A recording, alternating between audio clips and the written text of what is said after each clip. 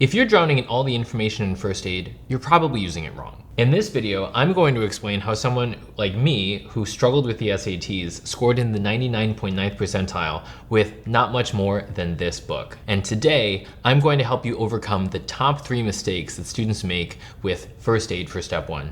Let's jump in. Mistake number 1 is people don't really understand how first aid was made. And because they don't understand how it was made, they're not really understanding how to use it properly. Yale medical students were struggling with step 1.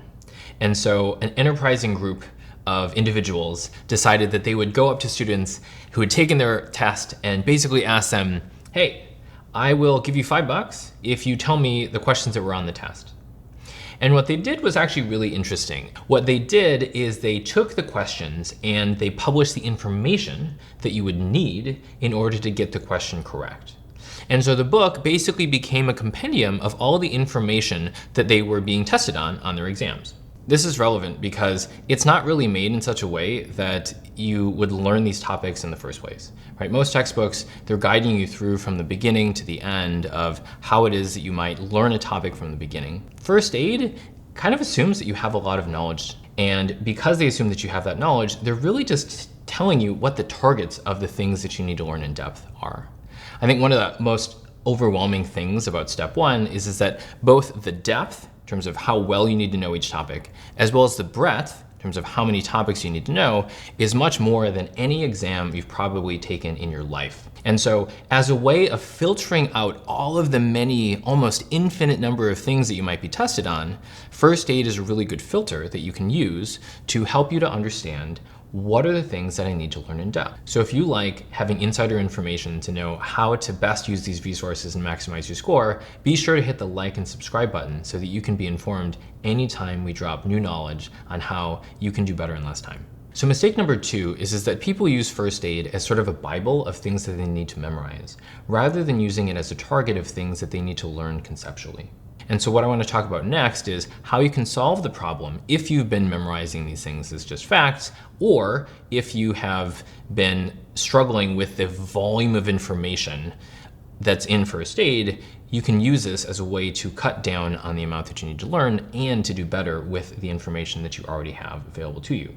We've all seen epidural hematomas. In first aid might say something like rupture of the middle meningeal artery, which is a branch of the maxillary artery, often secondary to skull fracture, involving the pterion, which is the thinnest area of the lateral skull, might present with the transient loss of consciousness, recovery, and then rapid deterioration due to hematoma expansion. You can read the other parts of it, but that will feel like there's a bunch of things that you need to memorize. Let's start with the fact that an epidural hematoma comes from rupture of the middle meningeal artery. So arteries themselves have higher pressure and they have typically thicker or more resilient walls. So because of this, it makes sense that you would need to have very focal damage to a particular part of the skull to cause damage to it, right? It's not necessarily going to be like a subdural hematoma, which is rupture of the bridging veins, right, which are probably going to be more fragile.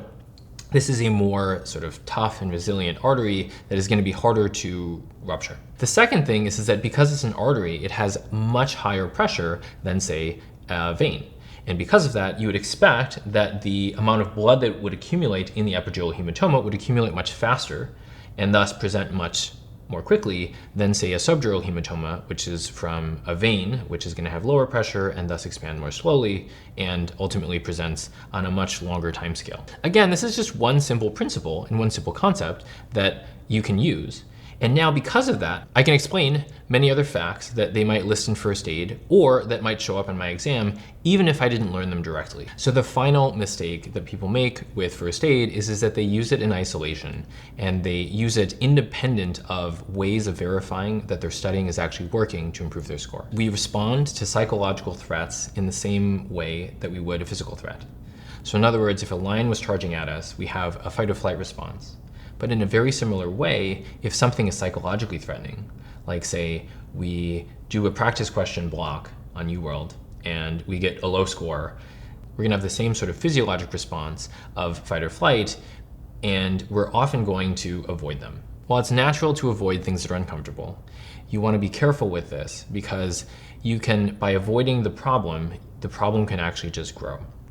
There are lots of reasons why your score might not be going up, and unless you are tracking your scores using practice exams, or at the very least doing practice questions, then you're not really going to be able to see this until it's oftentimes late or even maybe too late. So what I would recommend instead is to take an NBME before you feel ready.